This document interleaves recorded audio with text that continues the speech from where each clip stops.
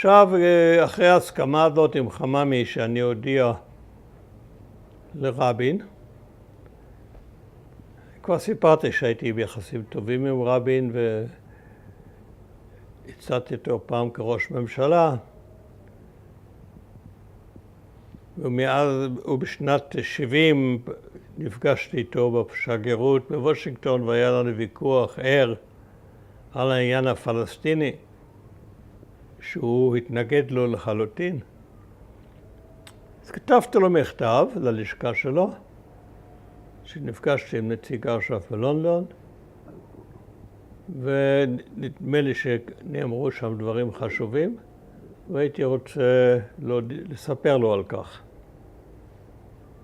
ומיד קיבלתי תשובה, קבע לי פגישה במשרדו, לשכת ראש הממשלה. הלכתי אליו במועד, היה מאוד ידידותי,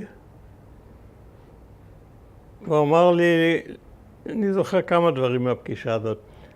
בהתחלה הוא אמר, בוא נבהיר לחלוטין, אתה לא בא לדווח לי, שדיווח זה כאילו דבר רשמי, אתה בא לספר לי על דברים שראית או שמעת.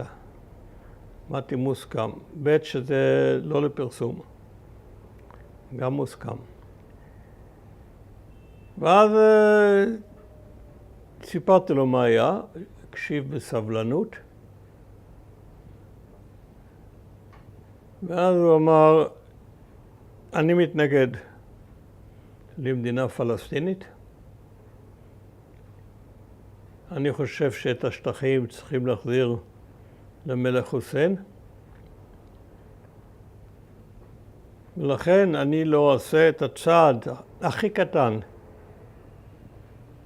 בכיוון שאתה מציע, שהצעד הראשון הכי קטן יוביל בהכרח להקמת מדינה פלסטינית. ואנחנו רוצים לעשות שלום עם המלך חוסיין, נחזיר לו את השטחים חוץ מירושלים, ונעשה שלום, ואחרי שנעשה שלום, לא אכפת לי מה קורה למלך חוסיין. תהיה מהפכה שמה והוא ייפול, לא אכפת לי, עיקר שיהיה לנו חוזה חתום איתו. אמרתי לו, זה לא, מה שאתה אומר לא נראה לי הגיוני. אם המלך חוסיין יחתום על חוזה איתנו, שאני לא מאמין,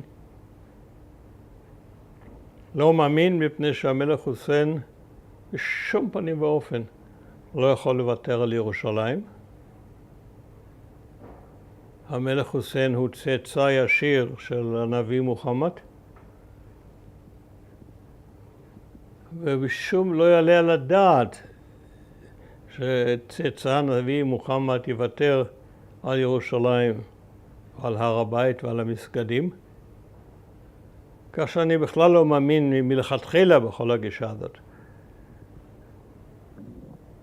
אבל נניח שכן, מלך חותם, יש שלום רשמי, אחרי כמה זמן, כמה חודשים או כמה שנים, תהיה מהפכה, מלך ייפול.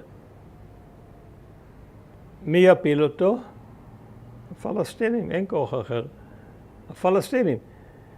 ואז יאסר ערפאת יעלה לשלטון באמן, ואז מה יש לנו? קודם כל יתכחשו לחוזה שהבוגד, המלך הבוגד חתם עליו. ב' יהיה לנו מדינה פלסטינית מטול כרם ועד מבוא בגדד, נמל התעופה, שדה התעופה חבניה, שבו יכולים להתאסף 5 צבאות ערביים, וכל הסיוטים שלנו התקיימו. מה ההיגיון? למה לא מדינה פלסטינית שתהיה בכך קטנה, בשטחים הכבושים, מטול כרם עד לירדן? לא הייתה לו תשובה לזה. וזה די, מוכרח לומר, זה די הפתיע אותי, מפני שרבין היה איש מאוד הגיוני.